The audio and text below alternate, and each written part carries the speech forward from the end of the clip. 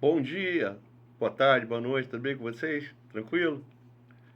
Bom, hoje é o nosso segundo vídeo dessa nova série que a gente está fazendo aqui sobre a teologia reformada, sobre aquilo que os reformados pensam, sobre teologia bíblica.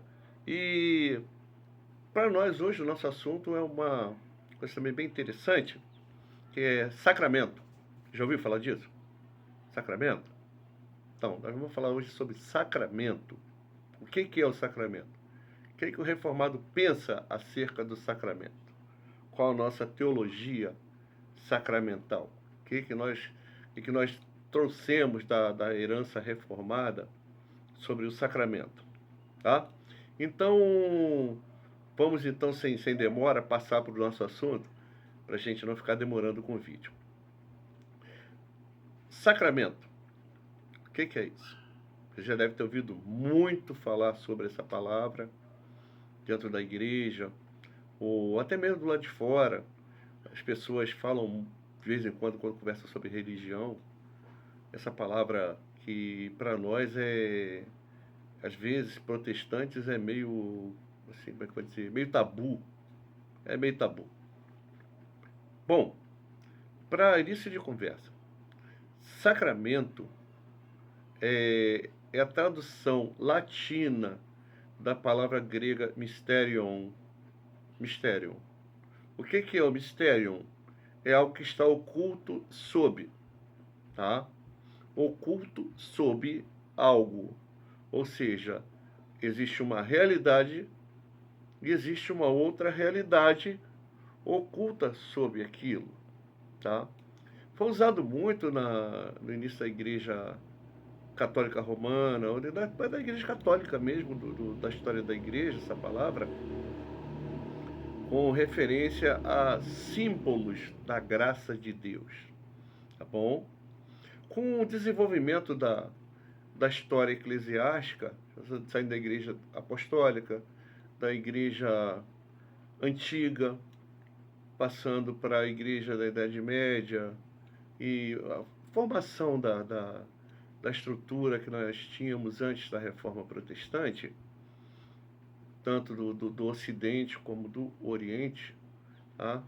Essa palavra significava atos simbólicos ou atos até mesmo físicos na teologia católica romana e até na teologia oriental também, em que esses atos transmitiam a graça de Deus, tá?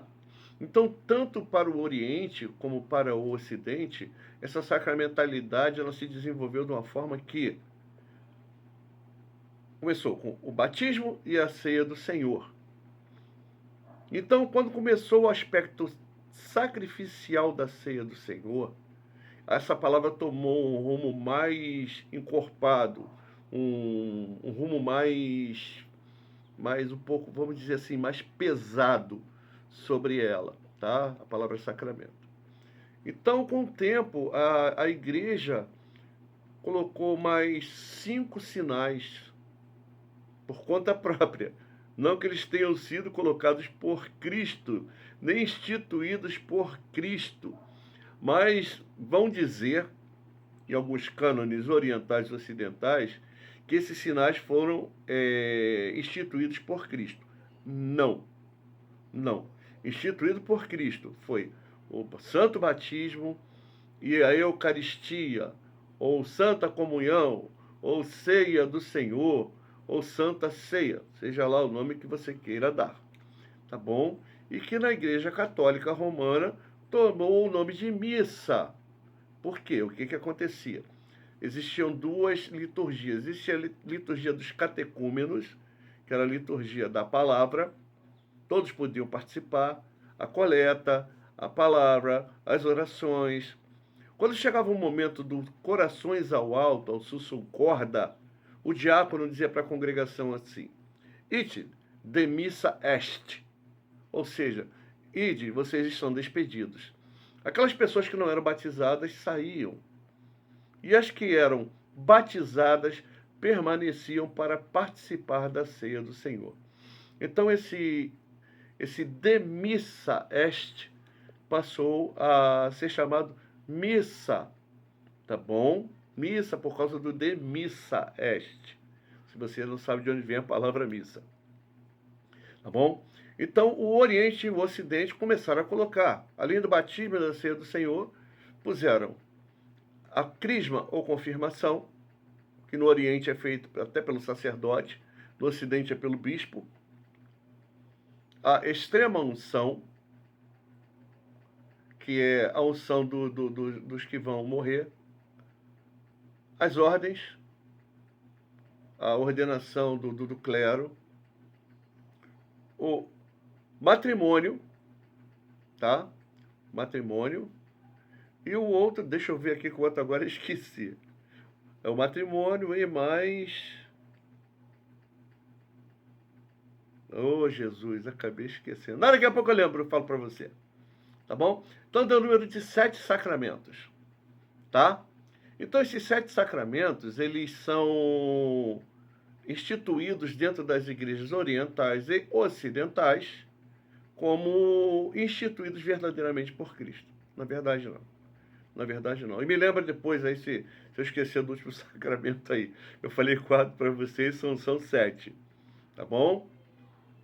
Então, esses sacramentos, esses sinais externos, para eles, passou a ser algo que transmitiria a graça de Deus.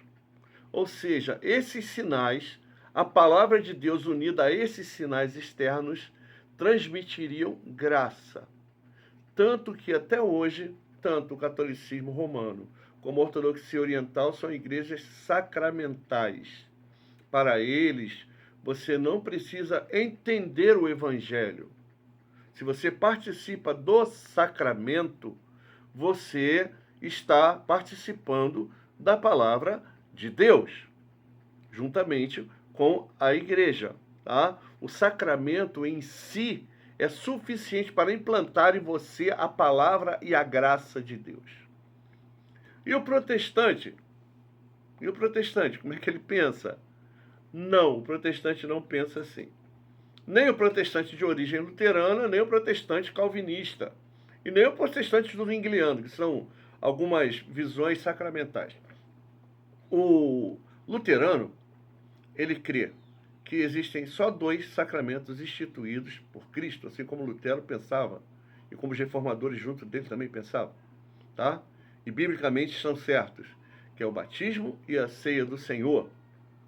O luterano crê na regeneração batismal, que quando eu batizo alguém, o batismo opera uma regeneração, tá?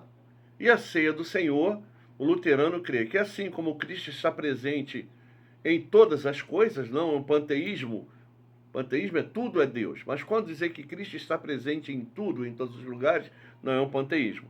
Então ele crê que assim como Cristo está presente na sua criação, Cristo está presente na nossa vida pelo seu Espírito, como ele dirige, como ele governa as coisas pela palavra do seu poder, ele está presente também na Eucaristia, na ceia do Senhor, junto do pão e do vinho.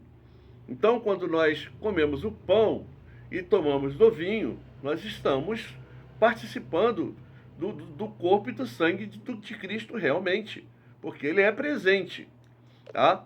O reformado calvinista, ele não crê desse modo, tá?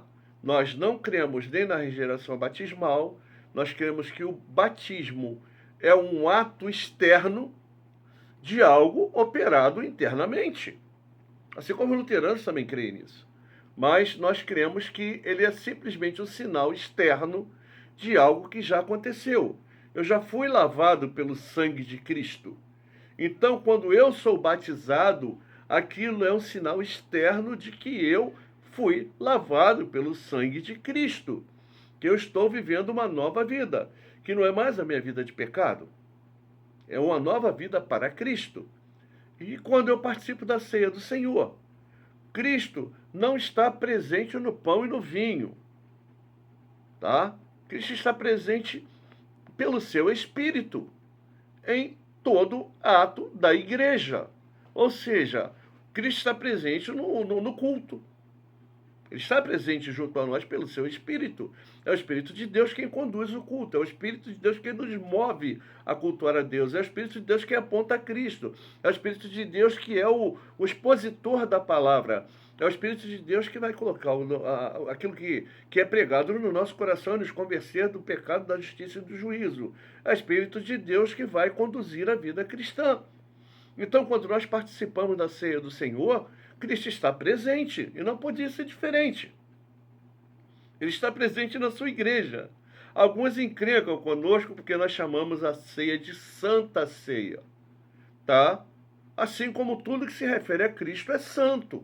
Ah, essa palavra não tem na Bíblia, não tem mesmo, tá? Lá se diz assim, ceia do Senhor. Paulo, quando vai falar de ceia, ele vai falar de ceia do Senhor, tá? Mas, se você dizer que a ceia do Senhor é santa, não tem pecado nenhum nisso não, tá bom? Não é heresia você chamar a ceia do Senhor de Santa Ceia, porque ela é santa, é um ato santo, perpetrado por santos, por causa de uma pessoa santa, com um objetivo santo, por causa de alguém que é santo e por causa de um objetivo santo que esse santo irá cumprir no seu dia, tá? E existe uma outra visão também, que é a visão de Zwinglio. Zwinglio é o único reformador que vai falar que a ceia não é sacramento. Ele vai tirar essa palavra. Ele vai dizer que é um memorial, que a ceia é simplesmente um memorial da morte de Cristo. Que quando nós nos reunimos, nós estamos reunindo somente para lembrar da morte de Cristo, tá? Ela não tem uma comunicação de graça em si. Eu, particularmente, acho uma teologia muito pobre. Porque para que eu vou reunir a igreja para fazer alguma coisa em memória de Cristo que não vai me comunicar graça nenhuma?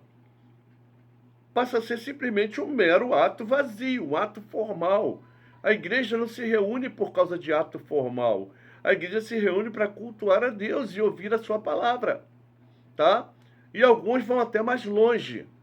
Vão colocar a palavra de Deus como sacramento. É Deus presente em meio ao seu povo. É sinal da presença de Deus entre o seu povo. É sua palavra. Quer saber onde Deus está? Onde Jesus está? Veja onde a palavra dele é pregada, tá? Se a palavra dele é pregada corretamente, se os sacramentos são ministrados corretamente, ali está o Senhor. Ali está a igreja do Senhor, tá? E não pode ser diferente. Então, quando eu tiro o caráter sacramental do batismo, e o batismo não me comunica a graça, então por que eu vou me submeter a ele? Já que ele é simplesmente só simbólico. Ele é simbólico, sim, assim como a ceia do Senhor também é simbólica. Só que os símbolos são meios para mostrar a mim e a quem vê que a graça do Senhor me é comunicada. A graça de Deus está sobre nós. A graça de Deus está sobre a sua igreja. Tá bom? Então, para nós protestantes, só existem 2 sacramentos. Ah, mas pastor, a palavra sacramento não tem na Bíblia. Para nós, sacramento quer dizer algo que é sagrado, tá? Não tem nada de mágico. Não tem nada de mágico. Pela palavra do oficiante, o pão e o vinho não se transformam no verdadeiro corpo e sangue de Cristo. Mesmo porque, se Cristo é perfeitamente humano como eu, pensa bem, junto comigo. Se Cristo é perfeitamente humano como nós, tá? E ele está sentado à destra da majestade de Deus, de onde governa todas as coisas pela palavra do seu poder, como o corpo dele pode estar lá e aqui, ao mesmo tempo? Como o verdadeiro corpo e sangue de Cristo pode estar presente no altar, se estão presentes à destra da majestade de Deus? Porque se Cristo pudesse bilocar o seu corpo humano, ele não seria perfeitamente humano. Ele é onisciente, sim. Ele é onipresente à medida que ele é Deus, pelo seu Espírito, ele sabe de tudo. Ele está presente em todos os lugares, mas ele tem um corpo físico, como o meu e o teu. E o corpo físico não existe bilocação, ou eu estou num lugar ou estou no outro. Ele já completou a obra dele. Não existe mais necessidade de ele se oferecer novamente em repetição do mesmo sacrifício do Calvário. Tá? Então, por causa disso, nós, protestantes, não cremos na presença física de Cristo, no pão e no vinho. Nem os luteranos, nem os reformados e nem os zwinglianos. Muito menos os zwinglianos, porque eles não creem como sacramento. Então, conforme eu estava falando, se eu não creio que me transmite graça, por que eu vou celebrar? Me diz aí. Outra coisa, eu posso ser o cara mais cerebral do mundo, o cara que se lembra de tudo, mais memorial do mundo, mais presente do mundo, mas eu estou aqui. Com todo o meu cerebral, eu estou presente. E Cristo diz, eu estou presente com vocês até a consumação do século. E tudo que a igreja fizer em razão de Cristo, Cristo está presente conosco. Então, tirar a presença e a graça de Deus da ceia do Senhor e do santo batismo é você mutilar o sacramento. Você está mutilando. Então, voltando à palavra sacramento. Ah, pastor, não tem na Bíblia. Sim. Quando eu fui ordenado, me perguntaram no meu concílio. Os sacramentos da igreja, eu falei, são dois. A ceia do Senhor e o batismo. Ah, mas essa palavra sacramento não tem na Bíblia. Eu falei, também não tem ordenança. Tem ordenança? Não tem. Agora, são ordens? Sim. É uma ordenança? Sim. Foi ordenado por Jesus. É um sacramento? Sim, porque transmite graça de Deus. Se não transmitisse, não seria necessário ter um sinal visível da graça. Tá bom? Então fica aqui a definição nossa sobre sacramento. Se alguém te perguntar assim, como é que os protestantes calvinistas creem no sacramento, na ceia do Senhor? Nós cremos que a ceia do Senhor é pão e vinho. Nós cremos que Cristo está presente, sim, como pelo seu Espírito, como se faz presente na nossa vida. Ele está presente ali no ato de rememoração e de anúncio da sua morte até que ele venha. Não tem como Cristo se dissociar da sua igreja. A igreja é o corpo de Cristo. A igreja é a face visível de Cristo. A igreja é o sacramento, é a presença de Cristo física no mundo. É a igreja composta de pessoas que têm a imagem de Cristo. Ele não pode ser diferente se a igreja está presente, o corpo de Cristo está presente, Cristo está presente. Eu não posso dissociar uma coisa da outra. A não ser que eu não crie que Cristo está presente na congregação. Até na nossa pessoa mesmo, como imagem e semelhança dele. Como pessoas restauradas à imagem e semelhança de Cristo. Então, se ele está presente pela sua igreja, pelo seu Espírito, ele está presente na celebração do sacramento também. E isso me transmite graça. Quando eu participo da ceia do Senhor, eu sou fortalecido pela sua graça. Aquilo me comunica que eu tenho um Cristo presente na minha vida. Um Deus que cumpre o que prometeu. Um Deus que está disposto a fazer tudo aquilo que ele prometeu na sua palavra, até que ele venha. Tá? E assim é com os irmãos luteranos também. Inclusive, existem duas igrejas luteranas no Brasil. A igreja de confissão luterana, você pode participar da ceia do Senhor junto com eles. Mas a igreja luterana do Brasil, a igreja evangélica luterana, a IELB, ela não deixa que participe da ceia do Senhor se você não entende a ceia do Senhor. E a maioria dos protestantes também não. Tá? Paulo vai dizer assim, aquele que come e bebe tem que saber discernir o corpo do Senhor. Outra coisa, quem pode participar da ceia do Senhor? Eu posso. Eu sou cristão, eu vou lá, está lá servindo pão e o vinho, eu posso pegar? Ah, eu pertenço a outra igreja, eu posso pegar? Olha, geralmente as igrejas reformadas não vedam a ceia do Senhor para membros de outras igrejas. Nós temos uma ceia aberta, não é uma ceia ultra aberta, para todo mundo participar, não existe isso. Nós queremos que quem participe da ceia do Senhor é quem é do Senhor. Tanto que nós fazemos o anúncio, fazemos a explicação do que aquilo quer dizer, e convidamos à mesa do Senhor, porque a mesa é do Senhor, a mesa não é da igreja, a mesa não é do pastor, a mesa não é da denominação, a mesa é do Senhor e eu vou responder diante do Senhor pelo que eu estou fazendo, tá? Então, a gente diz que quem é do Senhor pode participar. Geralmente se exige que seja batizado. Aí você vai me perguntar, pastor, tem alguma determinação bíblica para que eu seja batizado? Não. Não. Vamos ser honestos. Não existe determinação nenhuma que eu tenha de ser batizado para participar da ceia do Senhor. Então, por que se fala se você é batizado? Se eu sou cristão, se eu creio na graça, se eu creio no Senhor Jesus, se eu creio no sacrifício dele, se eu entendo o sacrifício dele, se eu consigo entender a igreja como o corpo dele, se eu sei o que eu vou fazer, o que me impede de ser batizado? Por que eu não quero ser batizado? Se eu não quero ser batizado é porque eu não entendo o que ele está falando. Não é verdade? Se eu não quero ser batizado é porque eu não quero compromisso com a igreja. E se eu não quero compromisso com a igreja, eu não quero compromisso com o corpo do Cristo. E se eu não quero compromisso com o corpo de Cristo, como é que eu vou discernir o corpo de Cristo? E participar do ato que é do corpo de Cristo. Entendeu? Então é por causa disso que quem não é batizado não deve participar da ceia do Senhor. Tá? Tem pessoas que não são batizadas, a gente não sabe, você vai servir a ceia do Senhor. Você não sabe, mas a Bíblia diz lá, examine-se, pois, o homem a si mesmo, e participe do pão e do cálice. Tá? Porque quem participa, Paulo está escrevendo isso aos Coríntios, no capítulo 11, quem participa do corpo e do sangue do Senhor, sem discernir o corpo, é réu no corpo do Senhor. E ele vai dizer assim, por causa disso, vocês fazem isso sem discernir, que tem muitos de vocês que dormem. Então a gente tem que saber o que a gente está fazendo. É uma coisa consciente. Eu não participo da ceia do Senhor simplesmente porque, eu vou receber o Evangelho, não. Vai me operar um ato mágico, não, não vai não. Vai acontecer, não vai acontecer nada.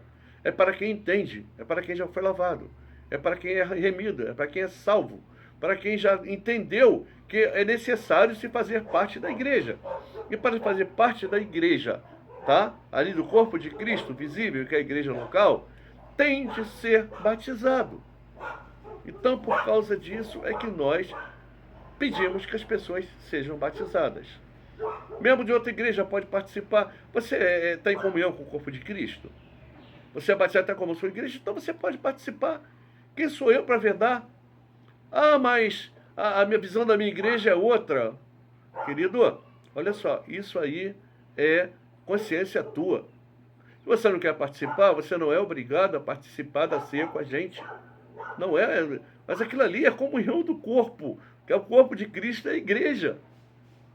Eu só não vou participar se eu entender que eu não sou parte da igreja de Cristo. Se eu entendo que eu não sou parte da igreja de Cristo, eu não vou participar do corpo e do sangue do Senhor. Agora, se eu entendo que eu sou, eu vou participar. E sem problema nenhum com isso. Tá? Eu não vou participar de alguma coisa, por exemplo, a visão católica de transubstanciação, achando que eu estou comendo o corpo e o sangue do Senhor. Eu não vou fazer isso. Tá? Eu tenho respeito pelos irmãos católicos por crerem desse jeito. É um direito deles crerem desse jeito. É uma teologia sacramental que eles têm, mas eu não creio. O protestante não crê nisso. Então, por ele não crer e por ele achar que o corpo de Cristo está ali e que ele merece ser adorado, para a gente, você adorar um objeto que, teoricamente, é transformado por algumas palavras no real corpo de sangue do Senhor, é idolatria. E nós não nos ajoelhamos diante de algo que não seja Cristo. Por isso que nós não reservamos o sacramento. Por isso que quando termina a ceia do Senhor, o que está ali é pão e vinho. Eles têm a ver com o sacramento enquanto está sendo celebrado. Depois de celebrado é pão e vinho normal. Eu não tenho que guardar porque aquilo se transformou no corpo do Senhor, não. Nós não cremos nisso. Nós cremos que ali é pão e vinho mesmo, tá bom? Então a visão reformada do sacramento é essa, tá? E os irmãos luteranos também, muito embora que Cristo está presente em corpo, sangue e substância no pão e no vinho, eles também não reservam o sacramento, porque eles creem que só tem a ver com o sacramento no momento em que está sendo celebrado. Você não vai ver igreja luterana nenhuma reservando sacramento para ser entregue depois. Vocês levam a ceia do Senhor em casa? O reformado? Sim. Sim. Por quê? Ah, mas é um ato de igreja. Sim. Estamos eu, a pessoa que vai receber a comunhão, e mais alguém que está sempre presente da igreja. A gente nunca vai sozinho, a gente sempre vai acompanhado de alguém. E ali tem a igreja. 2, 3, 4 pessoas são a igreja do Senhor. É um ato de comunhão da igreja do Senhor. Tá bom? A igreja do Senhor está reunida ali. Então não tem problema nenhum eu celebrar a ceia do Senhor na casa do irmão. Tá? O local não interessa. Quantas pessoas não interessam. É um ato da igreja em si. E mais ainda, é um ato de eu dizer para aquele irmão que está fora do convívio por alguma doença, alguma coisa assim, que a igreja está aqui. Nós nos importamos contigo. Você faz parte da nossa comunhão também. Tá bom? Agora, tem lugares que não levam. Acho que não é necessário. Inclusive, quando nós começamos a celebrar a ceia na pandemia, que a gente não podia se reunir, e a gente se reunia virtualmente e espiritualmente falando, nós éramos igreja, independente de onde nós estávamos reunidos, tá? Começaram a criticar a gente porque a gente celebrava a ceia pela internet. Só porque é novo. Mas não existia base teológica nenhuma para se criticar isso. E olha o que nós fomos criticados. Nossa igreja passou 2 anos ali, praticamente. 2 anos, não, minto, uns 7 meses ou 8 meses celebrando a ceia virtualmente. Nós não nos sentimos nem culpados e nem com problema nenhum com Deus por causa disso. Pelo contrário, isso foi um fortalecimento da igreja. A igreja se manteve unida. Tá bom? Então, queridos, voltando aos 7 sacramentos da igreja católica e da igreja ortodoxa. Então, vamos ver se eu lembro agora.